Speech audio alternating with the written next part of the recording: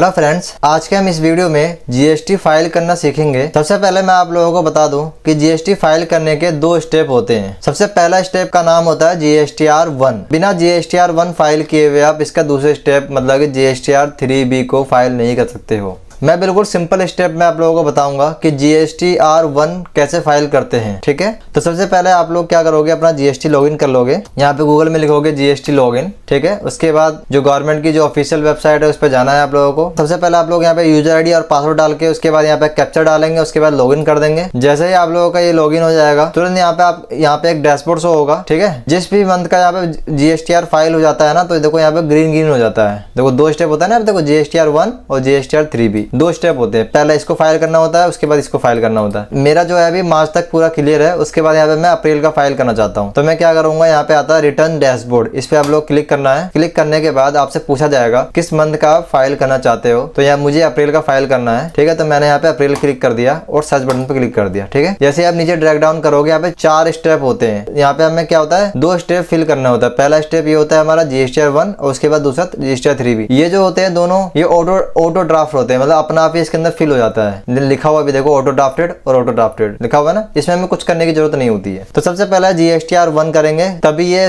उसके बाद GSTR3B file होगा। तो मैंने इसको फाइल करना है, तो मैंने इस पे क्लिक कर दिया। ठीक है, क्लिक करने के बाद आपसे यहाँ पूछा जाएगा, अगर आपका नील रिटर्न करना है, मतलब बिल्कुल कुछ नहीं है, कोई भी GST बिल आपने नहीं काटा हुआ है, तो आपको इस पे क्लिक कर देना सीधा बस, और उसके बाद आगे बढ़ जाना है। ठीक है, लेकिन अभी मेरे पास क्या है, एक बिल है। ठीक है, वो मैं फाइल करना चाहता हूँ। उसके बाद यहाँ पर ये इतने सारे जो है ना, ये रिकॉर्ड ऐड करने के लिए है, मतलब जितने भी आपने ठीक अप्रैल मंथ में बिल काटा है वो सारे डिटेल यहाँ पे फिल करना है, वो भी डिटेल वाइज, मतलब किसमें किया जाएगा। मैं धीरे धीरे आपको बताता रहूंगा अगली वीडियो में। अभी जो मैं बताना चाह रहा हूँ वो B2C है। इसका मतलब ये इसमें सिर्फ वही रिकॉर्ड ऐड करने हैं। आप बिल तो GST काट रहे हो, लेकिन जो सामने वाला बंदा है जिसको आप बिल दे रहे हो उसके पास GST नंबर नहीं है, अगर है भी तो आपके पास नहीं है। ठीक है, तो उस बेस पे हमें यहाँ पे करना होता है B2C में, जिसके पास GST नहीं है। जैसे कि मेरे पास GST है, ठीक है, और सामने वाले के पास GST नंबर नहीं है। अगर मैंने सामने वाले का बिल काटा है तो वो उस बिल की एंट्री इसके अंदर आएगी B2C में। तो मैंने क्या करा, B2C पे क्लिक करा। क्लिक करने के बाद आपसे पूछा जाएगा यहाँ पे ऐड रिकॉर्ड। ठीक है, यहाँ पे मैंने ऐड रिकॉर्ड पे क्लिक करा। उसके बाद यहाँ पे पूछा जाएगा POS। इस पे आपको उस स्टेट का नाम डालना है जिस स्टेट में आपने बिल काटा है। ठीक है, जैसे मैंने काटा है 10 नंबर पे, मतलब बिहार में। उसके बाद आपसे पूछा जाएगा टैक्सेबल वैल्यू। टैक्सेबल वैल्यू उसे कहते हैं जिसके ऊपर आप GST लगाओगे, मतलब कि आपने जो बिल काटा होगा। मैं आपको बिल दिखाता हूँ खोल के। ये बिल मैंने काटा हुआ है। ठीक है, मेरा जो टैक्सेबल अमाउंट है देखो ये है 14,050। उसके ऊपर मैंने GST लगाया 18%, जिसकी वैल्यू आई है 2529 रुपए। अब इन दोनों को जोड़ के जो वैल्यू बनी है वो ये हुआ हमारा 16,580 रुपए। ये हमारा टोटल अमाउंट है, लेकिन हमारा बेसिक अमाउंट जिसे बोलेंगे हम टैक्सेबल अमाउंट, और ये हमारा GST अमाउंट होता है। ठीक है, तो हमारा टैक्सेबल अमाउंट हुआ 14,050 रुपए 49 पैसे। वो हम यहाँ पे लिख देंगे टैक्सेबल अमाउंट में 14,050 रुपए 49। के बाद यहाँ पे इंटर स्टेट आ रहा है। क्यों आ रहा है, क्योंकि मेरा जो GST है वो उत्तर प्रदेश का है और जो मैंने बिल काटा वो बिहार का, तो इंटर स्टेट आ जाएगा। इस पर टिक नहीं करना, ठीक है ना। उसके बाद यहाँ पे GST मेरा 18% है, मैंने 18% क्लिक कर दिया। देखो एक्चुअल वैल्यू आ गई 2529 रुपए 09 पैसा। अब यहाँ पे चेक कर लेंगे 2529 रुपए 09 पैसा बिल्कुल मैच हो गया। जब तक आपका मैच ना हो तब तक आप आगे नहीं बढ़ोगे। ठीक है, उसके बाद यहाँ पे सेव बटन पे क्लिक कर देना है। थोड़ा सा वेट कर लेंगे और दोबारा से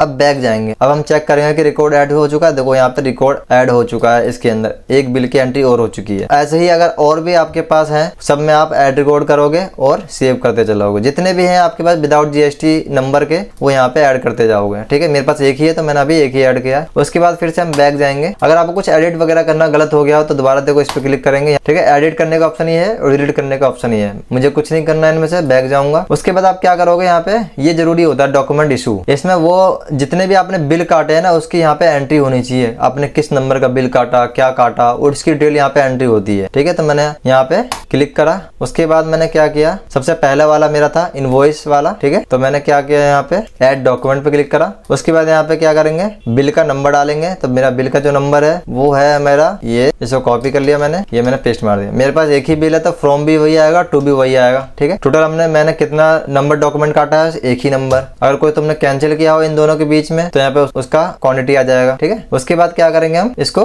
नीचे सेव बटन पे क्लिक कर देंगे। अच्छा, यहाँ पे कैंसिल में 0 लिखेंगे अब। ठीक है, उसके बाद हम यहाँ पे सेव बटन पे क्लिक कर देंगे। यहाँ पे 30 सेकंड का टाइम देता है अपडेट होने के लिए, ठीक है ना। उसके बाद हम दोबारा बैक जाएंगे तो देखो यहाँ पे 1 लिखा हुआ आ जाएगा, आ गया 1 लिखा हुआ, यहाँ भी 1 लिखा हुआ आ गया, यहाँ भी 1 लिखा हुआ आ गया। बाकी जगह मैं नेक्स्ट वीडियो में आप लोगों को बताऊंगा कि इनमें कैसे बिल की एंट्री होती है इन सभी में, ठीक है। और ये मैं सिर्फ और सिर्फ B2C ही मैंने आपको बताया है। उसके बाद क्या करेंगे, हम जनरेट समरी पे क्लिक कर देंगे। इस पे हमने क्लिक कर दिया, ठीक है। उसके बाद जाएंगे हम बैक बटन पे। उसके बाद यहाँ पे लिखा हुआ आ जाएगा प्रोसीड टू फाइल समरी। अगर वो चीज नहीं लिखा हुआ आ रहा है तो आप लोग बैक जाओगे, बैक जाने के बाद मंथ दोबारा चूज करोगे, सर्च बटन पे क्लिक करोगे, ठीक है। उसके बाद दोबारा से इस पे क्लिक करोगे। उसके बाद यहाँ पे देखो लिखा हुआ 100% आ ही जाएगा। उसके बाद प्रोसीड टू फाइल पे क्लिक करोगे। उसके बाद सब कुछ चेक कर लोगे भाई ओके है तुम्हारा कि नहीं है, ज्यादातर ओके ही होता है। उसके बाद फाइल स्टेटमेंट पे क्लिक करोगे। यहाँ पे वैल्यू चेक कर लोगे एक बार, देखो ये वैल्यू इतनी आ रही है, इसे चेक कर लिया आपने। उसके बाद फाइल स्टेटमेंट पे क्लिक कर दिया, ठीक है। उसके बाद यहाँ पे मैंने टिक कर दिया। उसके बाद जिसके भी नाम पे ये GST होगा उसका नाम यहाँ पे लिखा हुआ आ जाएगा। उसके बाद यहाँ पे इसको फाइल करने के 2 ऑप्शन होते हैं, एक होता है DSC के माध्यम से, एक होता है OTP के माध्यम से। तो मेरे पास DSC नहीं है, मेरे पास OTP है, तो फाइल विद EVC पे क्लिक कर देंगे। उसके बाद रजिस्टर मोबाइल नंबर पे और रजिस्टर ईमेल आईडी पे OTP जाएगा। और जैसे ही OTP आप रजिस्टर मोबाइल और ईमेल पे आ जाएगा, आप लोग वहां से देख के यहाँ पे टाइप कर लेंगे,